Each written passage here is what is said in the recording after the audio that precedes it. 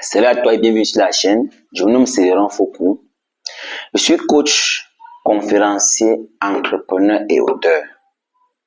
J'ai écrit un livre qui est en train d'aider beaucoup de personnes sous la peau d'un riche. Et je suis certain que tu vas découvrir ce livre. Le thème de notre partage aujourd'hui, c'est le déclic pour réussir. Le déclic pour réussir. Donc, si le thème t'intéresse, je t'invite à t'asseoir confortablement. Mais avant de t'asseoir confortablement, je t'invite à t'abonner à la chaîne si tu n'es pas encore abonné. Parce que sur cette chaîne, nous parlons de business, de motivation, de développement personnel. Et nous aidons les jeunes, les personnes à pouvoir atteindre leurs objectifs, à pouvoir créer des business rentables, hyper rentables, et à pouvoir surtout se comprendre. Le thème d'aujourd'hui, c'est le déclic pour réussir. Je ne sais pas qui t'a motivé à créer cette vidéo, mais il faut comprendre une chose, c'est que la réussite dont on parle tellement réussite, mais c'est quoi la réussite? C'est quoi la réussite? La définition va varier d'une personne à une autre. Là, je suis d'accord avec toi. La définition de la réussite va varier d'une personne à une autre. Maintenant, pour toi, c'est quoi la réussite? Je pense que pour quelqu'un d'assez responsable dira qu'il a réussi quand il a pu réaliser ses rêves d'enfance. Si dans l'enfance, il avait rêvé de construire une grande maison, il a construit une grande maison. Si dans l'enfance, il avait commencé à construire une grande maison, acheter une voiture, avoir une petite famille, payer l'école de ses enfants et porter bien s'habiller. Dès qu'il aura fait tout cela, il va estimer qu'il a réussi. Quelqu'un d'autre va dire que non, pour lui, la réussite, c'est quand on a fait des exploits, qu'on a fait ce que les autres n'ont pas pu faire. Donc, et peut-être, ça peut être aller sur la lune, faire ci, faire ça. Cela va donc aller, donc cela dépend cela est relatif. Mais si on regarde bien un dénominateur commun, le dénominateur commun, c'est les finances. Parce que si, quand tu étais petit, tu pensais à construire une maison, acheter une voiture, à faire quoi que ce soit, l'argent entre en jeu. Donc, on peut dire que quelqu'un a réussi lorsqu'il a atteint la liberté financière. Lorsqu'il parvient à acheter ce qu'il veut acheter quand il veut acheter. Quand il tombe malade, il se soigne sans être doublement malade. Parce qu'il y a des personnes que lorsqu'il est malade, il n'est pas à l'hôpital parce qu'il n'a pas envie d'aller à l'hôpital, mais parce qu'il a peur de la facture. Ou alors lorsque son enfant est malade, il amène l'enfant à l'hôpital.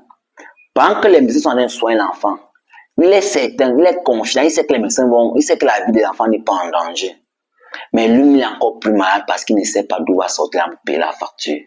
Ou alors il est au téléphone en train d'appeler les collègues, d'appeler les oncles, d'appeler les tantes, d'appeler ci, ça, pour pouvoir régler la facture. Finance. Donc, la liberté financière, c'est lorsqu'on a atteint un niveau où on peut se soigner sans souci financier. On peut acheter ce qu'on veut quand on le veut. Ah oui.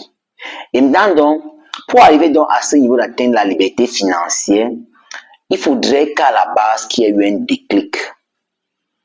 Je vous assure, je prends l'exemple de mon neveu, Kinol. Kinol qui aujourd'hui, c'est une parenthèse qui ne va pas ouvrir. Kinol on était à la maison ensemble. Je faisais terminale. J'apprenais, je n'avais pas de mauvaise note puisque je suis allé sans échec. Je me battais à mon niveau. Kinol était en 4e. Déjà chez nous, papa ne négociait pas. Mon grand frère a eu le CPE, a repris le cours moins 2 fois. Donc il a triplé le cours moins 2 parce qu'il n'a pas eu l'entrée en 6e.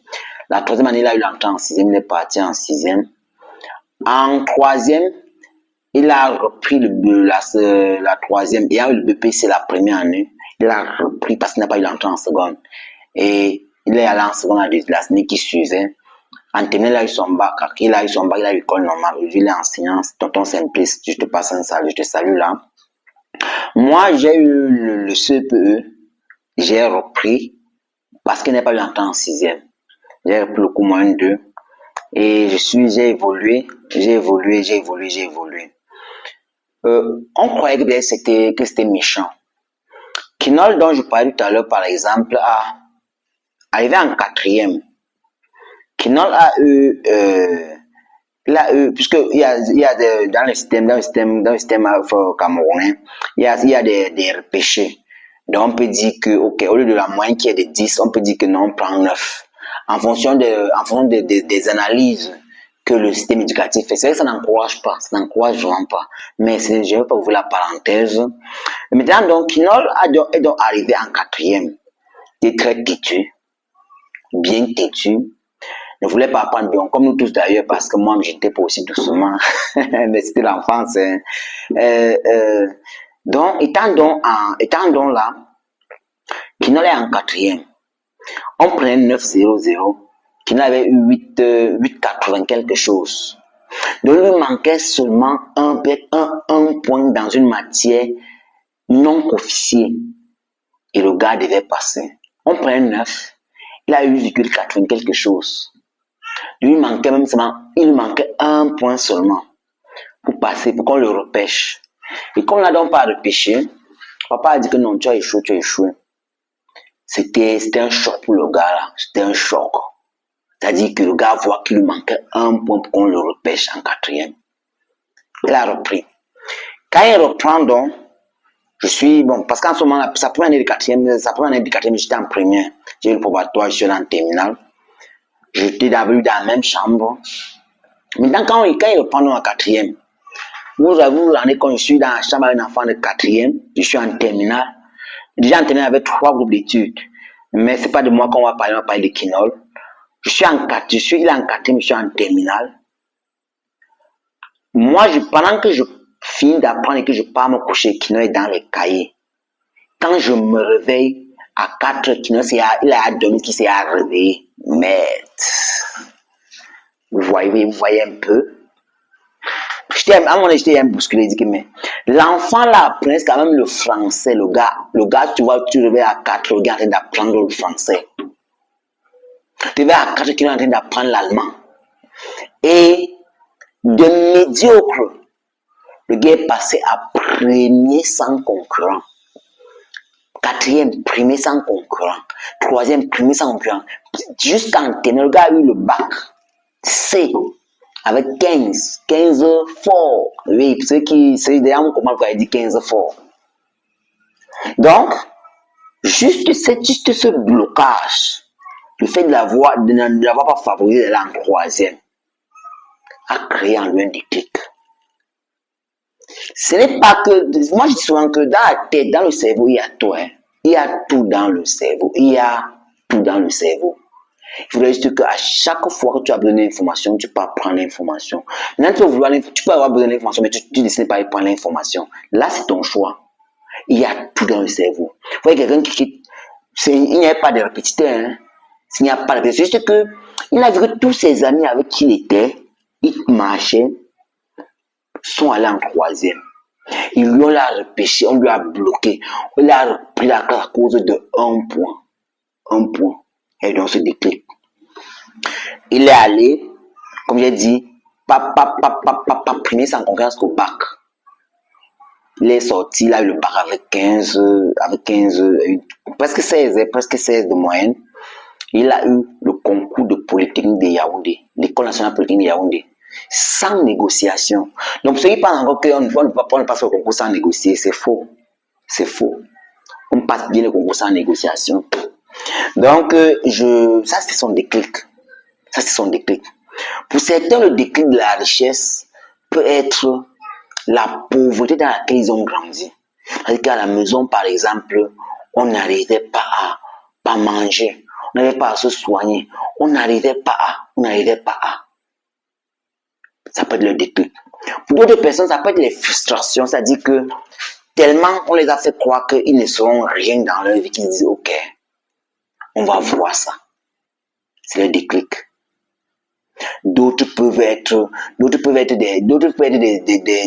des souhaits, des accompagnements. C'est-à-dire que papa a tellement mis d'espoir en toi, maman a tellement mis d'espoir en toi, la société bien a tellement mis d'espoir en toi que tu ne veux pas les décevoir. C'est ton déclic. Donc, il y a toujours un déclic pour réussir. Il y a toujours un déclic pour réussir. Parce que pour réussir, il y a des sacrifices qu'il faut faire. Quelqu'un se lance dans la vie entrepreneuriale, ne sachant pas gérer l'argent, n'aura pas la même répercussion. Contrôlant ses dépenses. Parce qu'il y a des personnes qui peuvent toucher 50 000 aujourd'hui et le lendemain, torcher le voisin pour prêter l'argent de taxi pour aller au travail. Mais il y a des personnes qui, lorsqu'ils touchent 50 000, ils savent que leur taxi, leur transport coûte 5 000 francs ou 10 000 francs. Mettre ça de côté, leur ration coûte tel montant, repartent ça sur le mois. Parce qu'ils savent que ils ont pris l'argent, c'est dans 30 jours qu'ils sont encore là, ou dans 7 jours, ou dans je ne sais pas trop quoi.